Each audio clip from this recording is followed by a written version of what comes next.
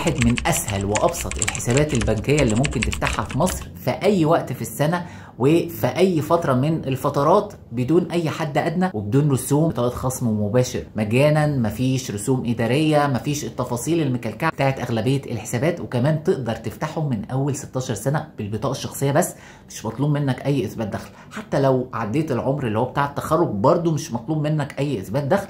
وكمان تقدر تفتحه اقل من 16 سنه بس بشرط يكون معاك شهاده ميلادك ويكون معاك واصي معاه البطاقه الشخصيه بتاعته. طبعا ما فيهاش اي مشاكل ولا خدش ولا كسر ولا الكلام ده. والحساب اللي بتكلم عنه هو حساب وفر من بنك القاهره، والمميز بقى ببنك القاهره ان فروعه كتير والمكن بتاعه يعتبر ممتاز. طبعا بطاقه الخصم المباشر اللي هتطلع لك من نوع ميزه تقدر تربطها بانستا باي تتابع حوالاتك، وكمان هتقدر تحصل على تطبيق بنكي مجاني تقدر تتابع بيه كل حاجه. طبعا في نوع من الحساب ده حساب توفير وفي حساب جاري، انت حر، انا مش هتكلم على موضوع الفايده والكلام ده كله، انت حر في اختيارك. الميزه بقى هنا ان انت مش مطلوب منك كل شهر تسيب بقى مبلغ في حسابك، يا اما هيتخصم منك رسوم الحد الادنى، مفيش اي حاجه من الكلام ده، كله مجانا.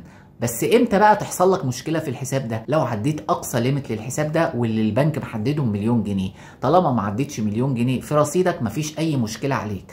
ولازم كمان ما تعديش حد المعاملات الشهريه ب 200,000 جنيه، وما تعديش لحد التعاملات اليوميه اللي هي 60,000 جنيه، طبعا ببطاقه الخصم المباشر. ولو كسرت الليميتات دي ايه اللي هيحصل؟ لازم للاسف تروح البنك تقدم لهم هنا بقى اثبات الدخل، غير كده مش مطلوب منك اي اثبات دخل. الحساب ده هتلاقيه شويه كده شبه حساب المنجز تبع بنك مصر. بصراحه انا شايف الحساب ده ممتاز جدا لاي فريلانسر عايز يستقبل حوالات دوليه على الايبان اللي بيوفره لك الحساب، والحساب ده بعمله الجنيه المصري فقط. طبعا الحواله اللي جايه لك لو بالدولار او باليورو هتدخل لك بعمله الجنيه وتقدر تسحبها عادي طبعا بسعر صرف النهارده. وانا بنصح اي فريلانسر جنبه بنك القاهره يروح يفتح الحساب ده، مش خسران اي حاجه، الموضوع سهل وبسيط وما فيهوش اي تكاليف. هتلاقوني سايب لكم في وصف الفيديو مقاله كامله فيها مميزات وعيوب الحساب ده بالتفصيل، طبعا باللينكات الرسميه من بنك القاهره.